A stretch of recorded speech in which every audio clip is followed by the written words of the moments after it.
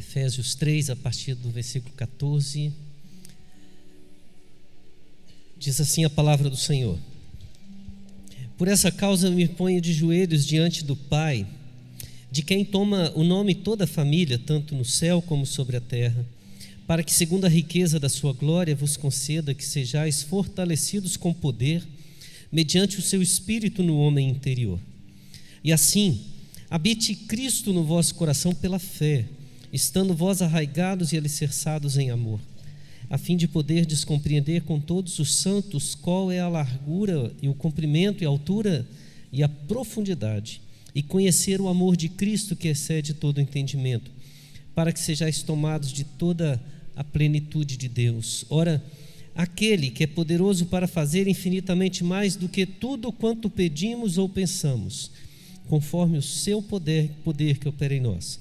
A ele seja a glória na igreja e em Cristo Jesus por todas as gerações, para todos sempre. Amém. Amém. Qual é a causa pela qual Paulo se põe de joelhos? É interessante esse texto que Paulo, nesse determinado momento, ele coloca uma curiosidade na nossa mente, porque ele afirma para a igreja que ele tem uma atitude constante de oração. E ele diz que ele dobra os seus joelhos e clama ao Senhor por esta causa. E qual é esta causa? Quando a gente faz essa pergunta, a gente é obrigado a retroceder e procurar no texto essa causa. E nós já encontramos essa resposta. Existem algumas palavrinhas para entendermos aqui a direção, o que Paulo está tratando, mas poderíamos voltar lá no princípio e perceber que Paulo está bendizendo essa igreja, uma igreja que ele coloca lá no versículo 3 do primeiro capítulo: Bendito Deus e Pai do nosso Senhor Jesus Cristo, que nos tem abençoado com toda sorte de bênção espiritual nas regiões celestiais em Cristo, assim como nos escolheu nele antes da fundação do mundo para sermos santos e irrepreensíveis e perante ele em amor. Eu não vou ler o texto todo, porque esse é o maior texto da Bíblia, sem ponto. Você vai até o versículo 14, direto, trazendo uma ideia para que a igreja entenda a graça maravilhosa do Senhor Jesus Cristo, que foi concedida sobre ela através da pregação do Evangelho, através do anúncio da graça que lhe fora oferecida. Por isso Paulo coloca que tem ouvido a fé que existe entre eles no Senhor Jesus e o amor com o qual eles têm demonstrado e vivenciado esse evangelho pregado, proclamado em todos os locais. E ele começa novamente a falar assim: por isso não cesso de orar por vós, de dar graças por vós, fazendo menção de vós em todas as minhas orações. Continuamos curiosos. Por qual causa que Paulo está colocando diante do Senhor, né? E ele continua o texto dizendo no capítulo 2 agora uma outra aplicação para a igreja. E esse texto diz aqui: ele vos deu vida estando vós mortos nos vossos delitos e pecados. O texto lá no texto original, ele não vai colocar a ênfase do ele vos deu vida. Aí existe uma inversão, ele fala assim: quando vocês estavam mortos nos vossos delitos, nos vossos pecados, nas vossas transgressões, ele lhes deu gratuitamente de graça a vida. E aí vem alguns dos textos em Efésios que são textos maravilhosos que a gente grava e fala, e nesse contexto ele diz que pela graça sois salvos mediante a fé. Grava isso: foi mediante a fé que vocês alcançaram a salvação. E outra palavra: não veio de vós e nem das vossas obras, porque a glória não deveria estar na igreja, a glória deveria estar em Cristo. E surge então um portanto, lembrai-vos de que outrora vós, gentios na carne, chamados em circuncisão por aqueles que se intitulam circuncisos na carne, por mãos humanas, naquele tempo estáveis sem Cristo, separados da comunidade de Israel, estranhos às alianças da promessa, não tendo esperança e sem Deus no mundo. Lembra desse estado anterior de vocês, mas agora Mas agora, em Cristo Jesus, vós que antes estáveis longes, fostes aproximados pelo sangue de Cristo, porque Ele é a nossa paz, o qual de ambos fez um, e tendo derrubado, destruído a parede que havia no meio, a separação, a inimizade que nos afastava de Deus, Ele aboliu na sua carne, no seu sofrimento, no sacrifício de Cristo. Ele aboliu a lei dos mandamentos, na forma de ordenanças, para que dos dois fizesse de nós um novo homem e reconciliasse ambos em um só corpo com Deus por intermédio da cruz, destruindo essa inimizade. E surge então no capítulo 3 por essa causa. Por essa causa, eu, Paulo, sou o prisioneiro de Cristo Jesus, por amor de vós, gentios. Irmãos, nós começamos a entender, e lá no finalzinho, quando ele fala no versículo 13 do capítulo 3, portanto, vos peço que não desfaleçais nas minhas tribulações por vós, pois nisso está a vossa glória. Paulo está fazendo um resumo do seu ministério e, de certa forma, do impacto que os seus sofrimentos estão causando naquela igreja. Paulo está começando a sofrer com as cadeias, com as perseguições, e a história da igreja de Éfeso passa por 2 momentos bem intensos de perseguição. No primeiro, logo quando o evangelho foi pregado, a cidade de Éfeso era uma cidade que era um grande centro de adoração. Havia uma crença de que a imagem que havia lá da igreja, da Diana, a rainha dos Efésios, a deusa dos Efésios, ela era uma imagem que havia caído de Júpiter, e eles entendiam que ela era a principal divindade, era também o centro econômico. E quando o evangelho começou a ser pregado, houve uma grande reação dos comerciantes, dos religiosos, e houve pessoas que foram arrastadas na praça, duramente tentando acabar com a pregação do evangelho naquele local. Mas o evangelho continuou firme, continuou forte, cresceu. Paulo continuou ensinando a palavra e a igreja continuou crescendo. Veio então uma nova fase. Agora a igreja já está estabelecida, o evangelho já está sendo pregado, mas um novo desafio vem. Agora ele tem que enfrentar aqueles que vêm querendo questionar o que Deus está fazendo no meio da igreja, mas pessoas vinculadas à própria religião, os chamados judaizantes. Vamos separar, não é exatamente o judeu, né? São aqueles que, apesar da graça ter sido amplamente divulgada, eles ainda queriam manter os seus vínculos com a lei. Eles queriam manter todos os rituais. Era como se, por exemplo, tivesse de dizer: antes de se entregar a Cristo, precisa-se cumprir todos os rituais da lei do Antigo Testamento, tem que se tornar um judeu, tem que circuncidar, tem que cumprir todos os votos, todos os rituais. E Paulo se torna o grande defensor de uma graça que é capaz de libertar os gentios, e ele crê que a cruz de Cristo separou todos esses itens. Paulo chega aí num concílio que a gente afirma, o primeiro grande concílio da igreja em Jerusalém, e ele e Barnabé vão defender que os gentios têm o direito à salvação, eles têm o direito de serem libertos em Cristo sem precisar da escravidão da lei.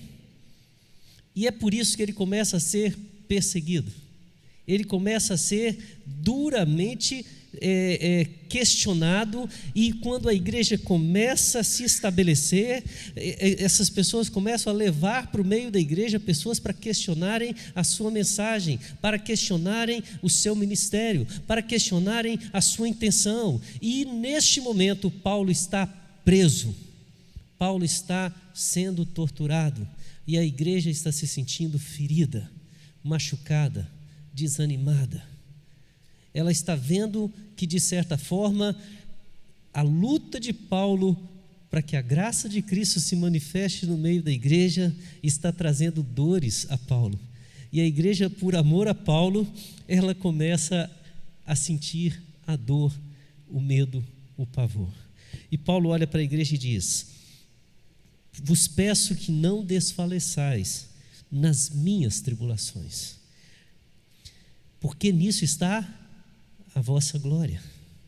E quando Paulo expressa essa consciência da graça de Deus na vida dessa igreja, que expressa essa situação que está acontecendo como se estivesse desanimando a igreja, ele diz: é por isso que eu vou perante Deus, me ponho de joelhos e clamo, eu rogo diante do Pai.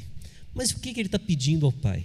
Qual é a oração que ele está pedindo para essa igreja que está vendo os desafios? Talvez essa igreja esteja olhando as tribulações da vida de Paulo e pensando nas tribulações que podem vir sobre ela também. Está olhando para as coisas que estão acontecendo e olhando para si também. E Paulo começa a olhar, e o primeiro pedido que ele faz, talvez o pedido em essência que ele faz, está no versículo 16. Para que, segundo a riqueza da sua glória, vos conceda que sejais fortalecidos com poder, mediante o seu Espírito no homem interior. Paulo pede para que a igreja seja fortalecida com poder, mediante a presença do Espírito Santo no interior de cada um de nós. Observe bem, a igreja está sofrendo pela tribulação que está passando na vida de Paulo, as perseguições que ele está sofrendo. Paulo ora para Deus e diz: fortalece o homem interior, o coração, fortalece o sentimento de cada um dos cristãos, dos membros dessa igreja.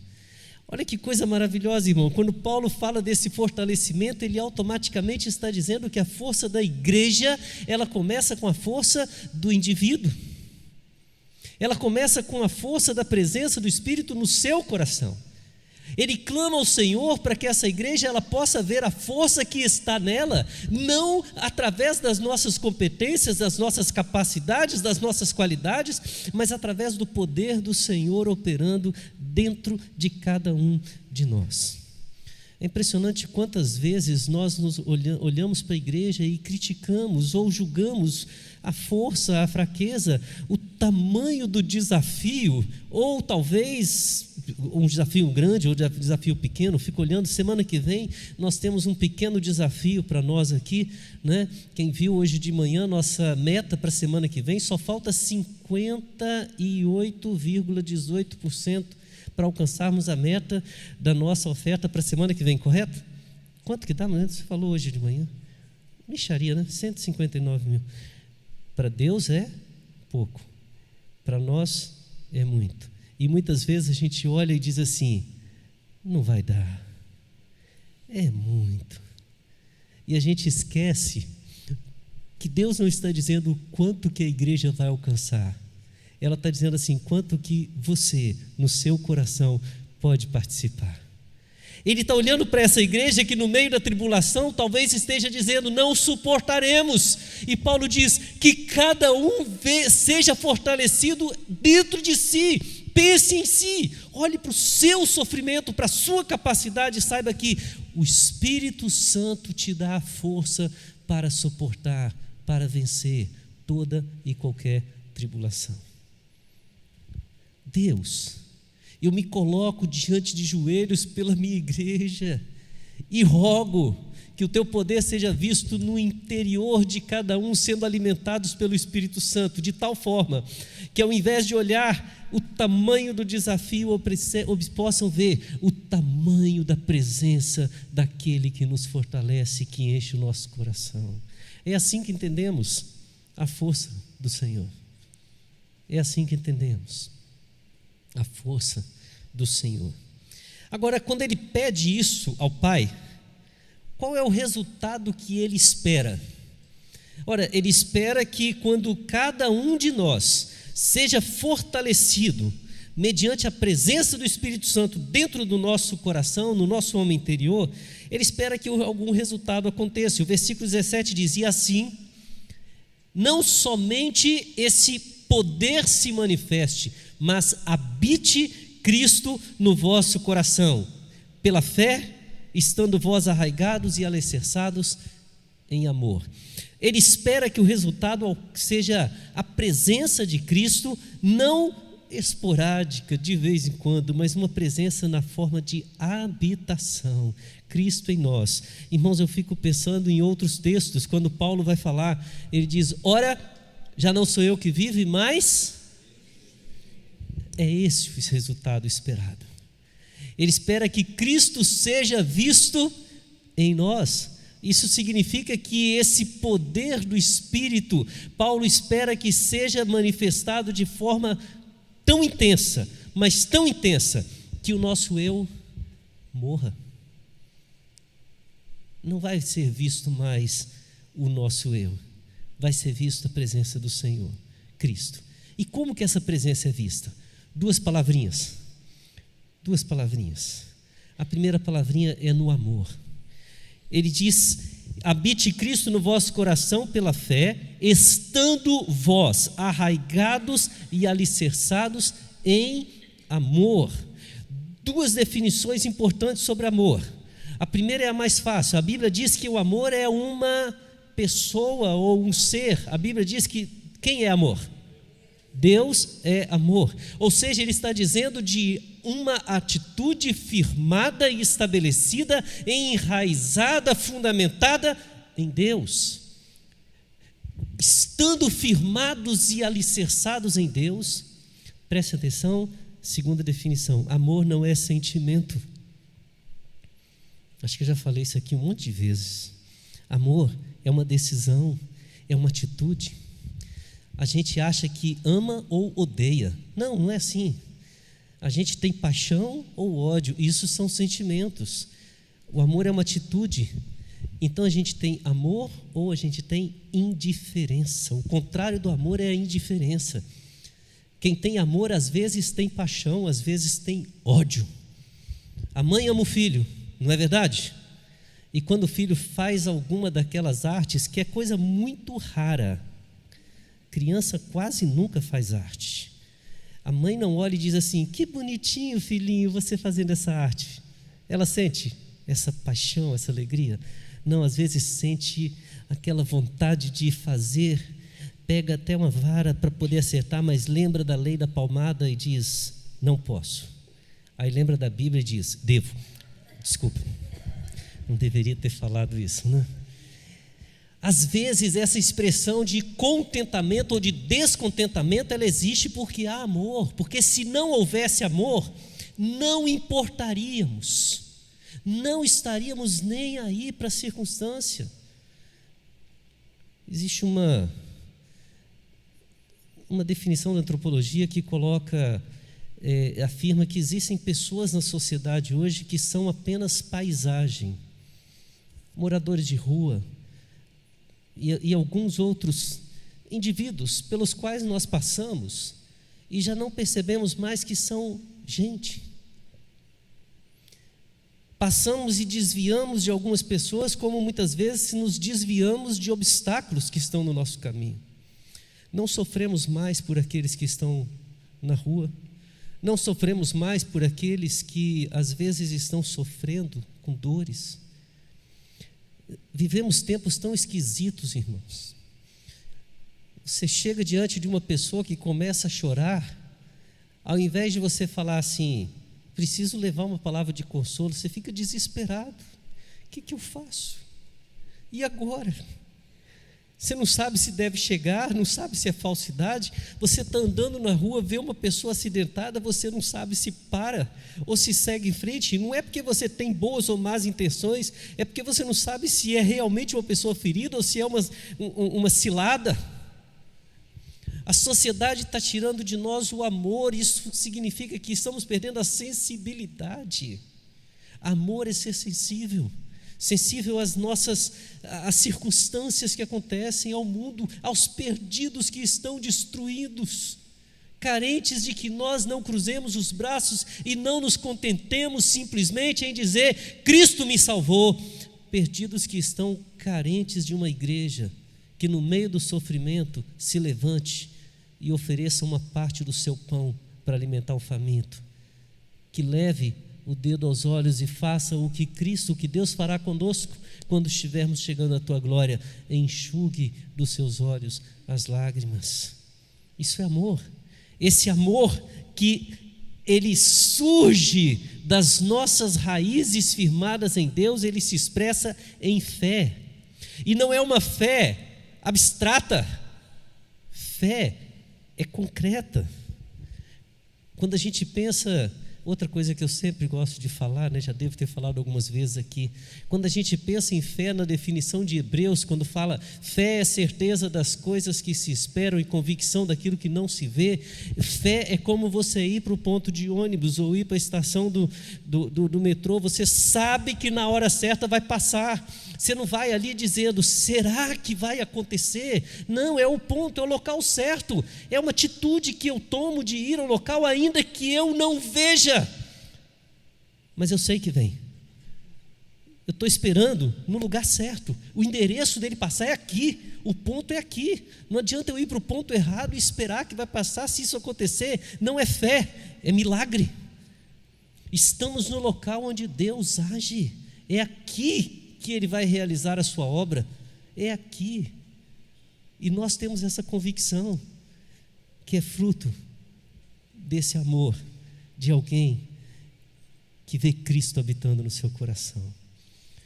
A fé e o amor são resultados da presença de Cristo. Agora, qual é a finalidade disso? Olha que coisa maravilhosa, Cristo habita no coração. A igreja, ela é sensível e mostra esse amor através da fé, confiando no Senhor, esperando no Senhor, sabendo que está naquele local. Mas para que isso? Ele expressa para que o amor de Cristo se manifeste, se revele através de nós de duas formas, a fim de poder compreender com todos os santos, grava essa palavra, com todos os santos. A primeira questão é que essa fé, esse amor de Cristo vai se manifestar na comunidade. Não existe adoração solitária. Nós precisamos um do outro. Quando nos chamamos de irmãos, eu acho tão maravilhosa essa palavra, que eu fico pensando em como que é a vida de irmãos. A igreja sabe, eu perdi meu irmão no Natal passado, depois de 8 anos lutando contra o câncer. E os dias que a gente teve oportunidade de desfrutar, quase toda semana nos últimos meses de enfermidade dele, eu pegava o ônibus e ia para Vitória, aproveitava para dormir, passava o dia com ele no hospital, depois pegava o ônibus voltando para dormir, para continuar o trabalho, e durante o dia a gente conversava, e quando conversava, uma das coisas que ele mais gostava de lembrar era as maldades que o irmão mais velho fazia com ele quando ele era pequeno. Só que o irmão mais velho era eu.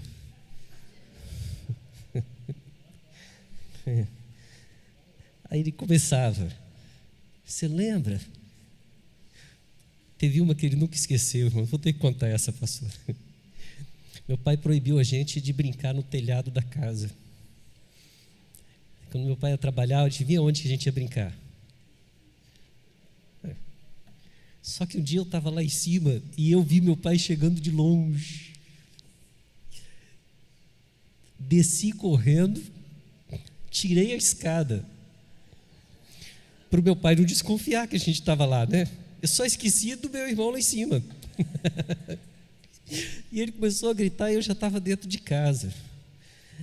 Aí quando ele viu que não tinha chance, ele pulou num monte de areia. Só que ele deu 2 azares, né? O azar foi duplo. O primeiro azar é que ele caiu no lugar que não tinha muito areia, então machucou um pouquinho. E o segundo azar é que meu pai viu. Meu pai pegou e deu uma surra nele.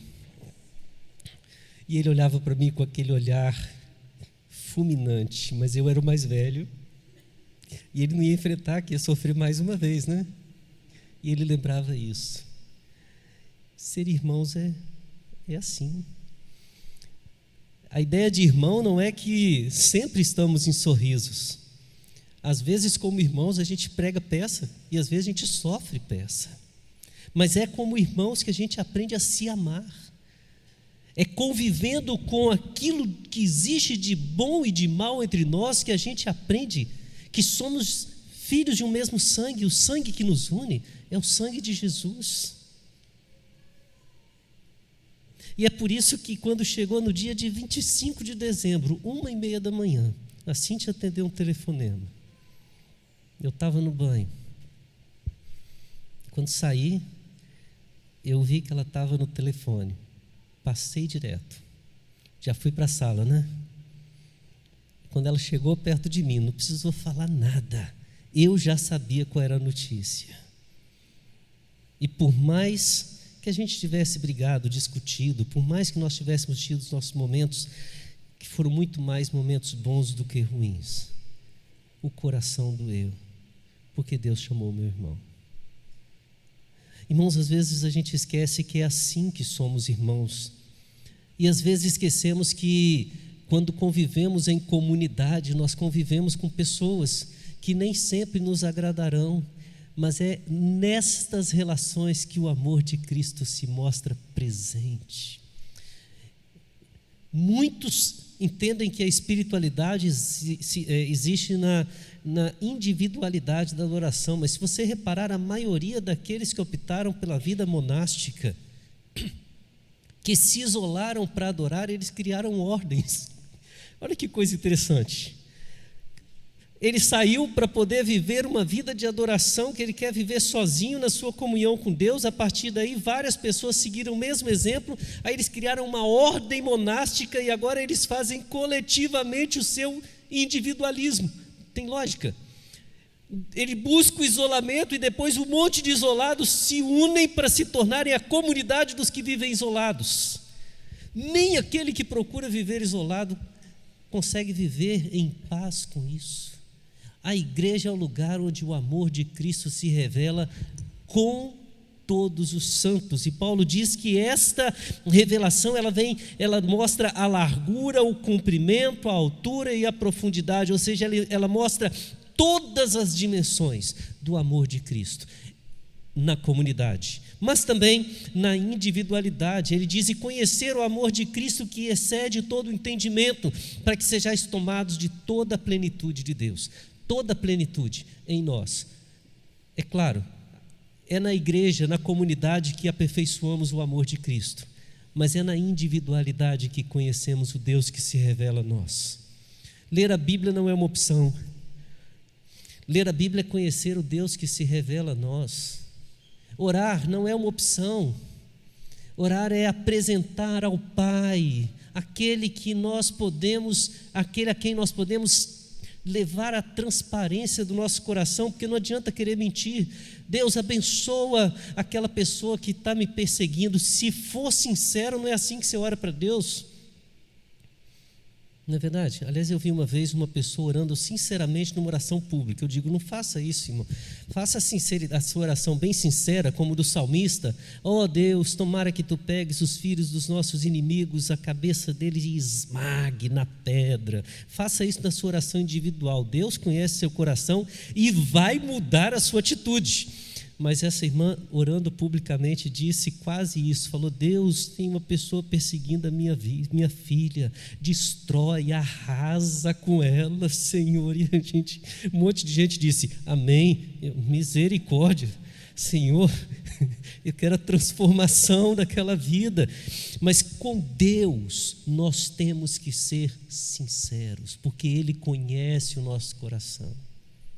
E isso é feito na individualidade, quando estamos a sós com Deus. Deus, o meu coração está duro. Deus, o meu coração está triste. Deus, eu estou sofrendo. Deus, alimenta a minha vida, muda a minha alma, muda meu coração, dá mais fé. Deus, eu estou fraco. Fala com Deus. É assim que nós conhecemos a plenitude do amor de Deus. E qual é a razão de todo esse processo?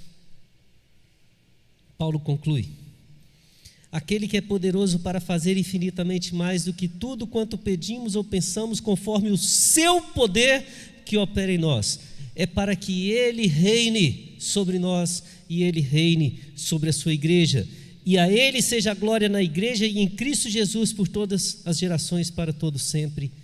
Amém. Para que tudo seja feito para a glória de Deus.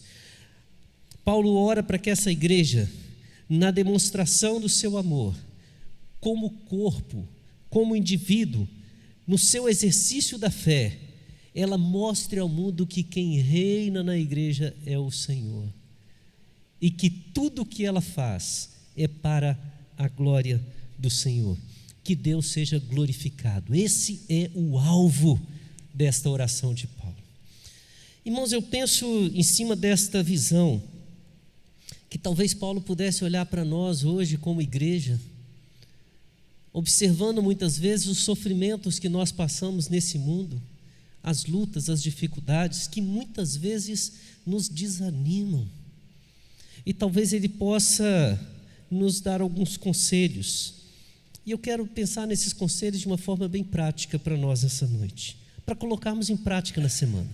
Talvez o primeiro conselho que Paulo diria para nós nessa noite é: olhem sempre para Jesus.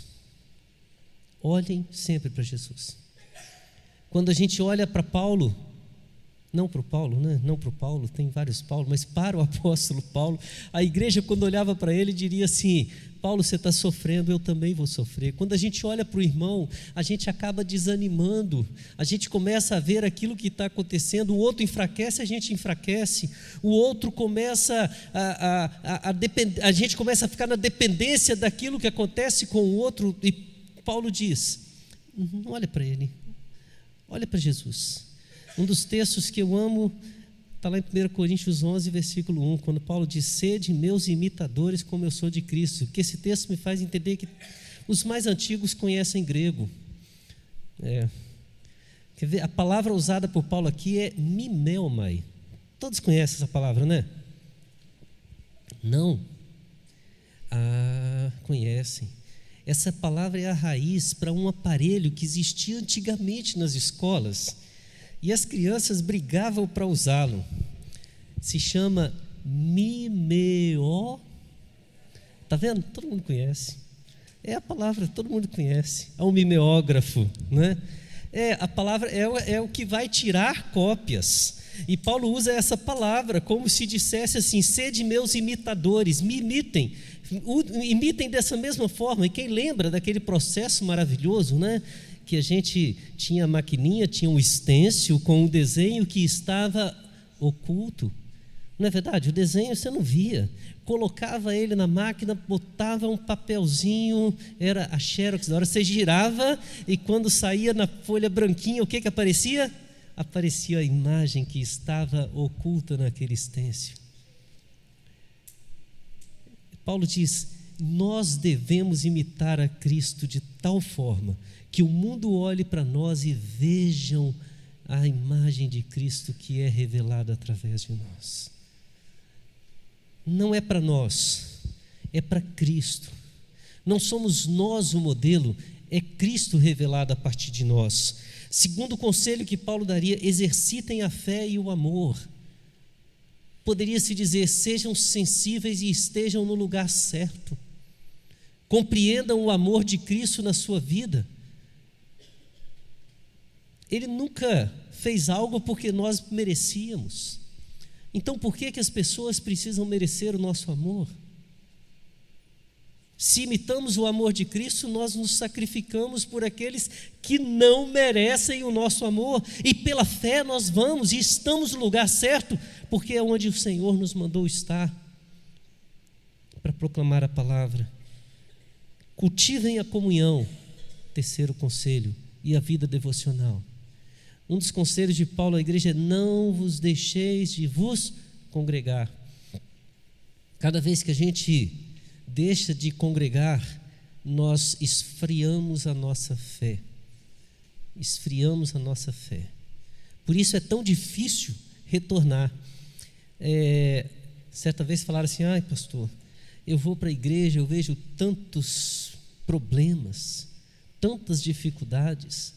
É verdade, se você ficar em casa, acabam todos os problemas, todas as dificuldades. Agora vai lá e pergunta para aqueles que venceram grandes desafios na vida, se eles evitaram ou superaram as dificuldades. Aprender a conhecer o amor de Cristo está implicitamente ligado a saber enfrentar os desafios dos relacionamentos que existem entre nós. E se há alguma dificuldade, não somos desafiados a fugir delas, somos desafiados a enfrentá-las como Jesus enfrentou. E como Jesus enfrentou? Ele se entregou, se esvaziou e se deu por nós. E o quarto e último conselho: façam tudo para a glória de Deus. Façam tudo para a glória de Deus. Se você está sendo exaltado ou glorificado, espera aí, é gostoso receber um elogio, né? Por favor, façam isso. Mas se o elogio para você for maior do que a gratidão do que você fez para a glória do Senhor, pense 2 vezes.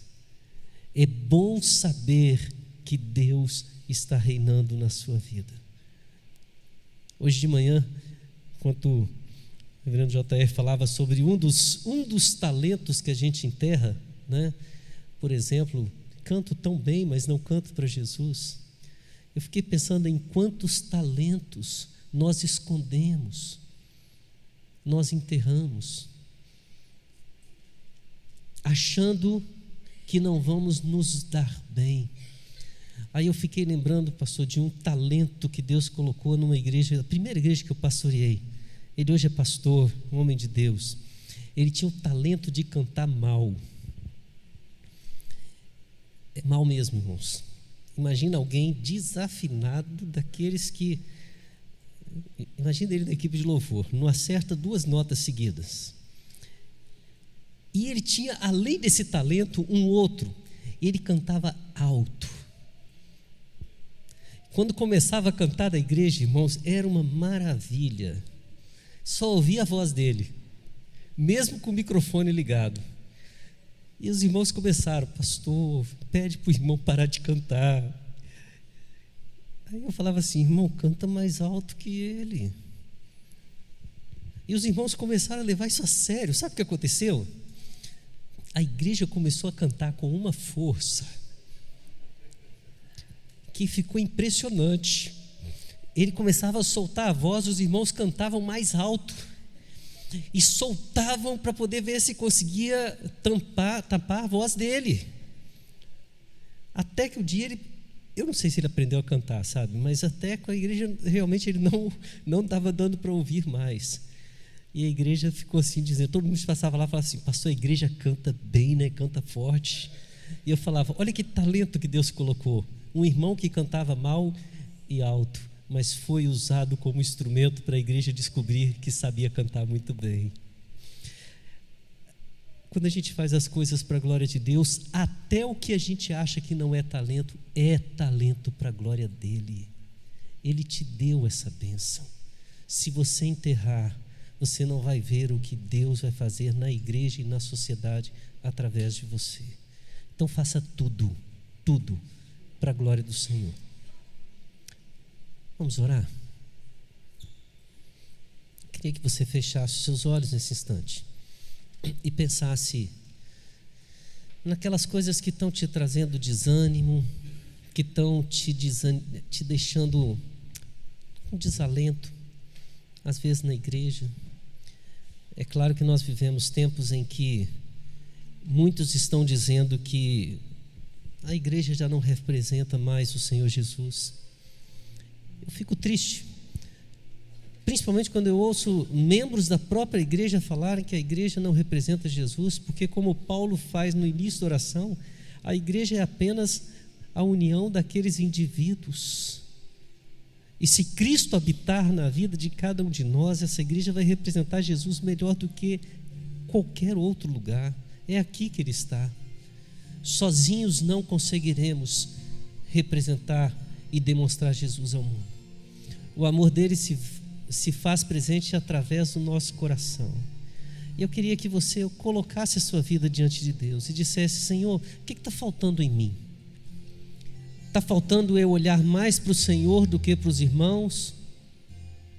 O que está faltando em mim? Está faltando eu entender o amor de Cristo para que eu o ame como Cristo me amou? Está faltando essa fé que vem como fruto do amor para eu estar no lugar certo para Ele agir? O que está faltando? Comunhão? Eu estou muito isolado, sozinho.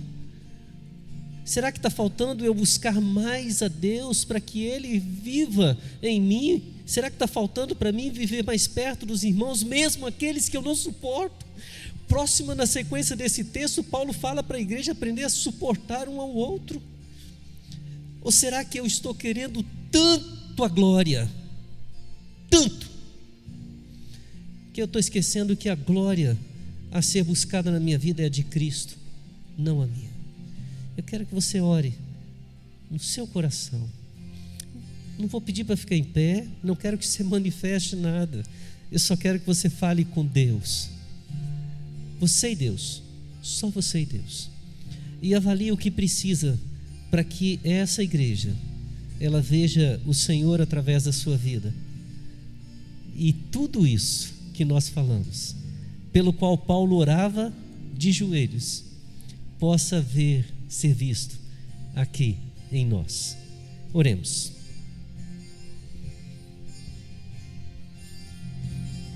Deus, nós nos colocamos, ó Deus, diante do Senhor em oração, pedindo a Deus que o Teu poder fortaleça, através do Teu Espírito, o coração de cada irmão, de cada irmã, de cada um que adentrou a Tua casa nessa noite, para que o Teu Espírito possa fazer, ó Deus, com que a habitação de Cristo em nossos corações mostrem o alicerce e a raiz, firmados no amor do Senhor, e revelem a fé verdadeira, prática, que nos faz agir de tal forma, ó Deus,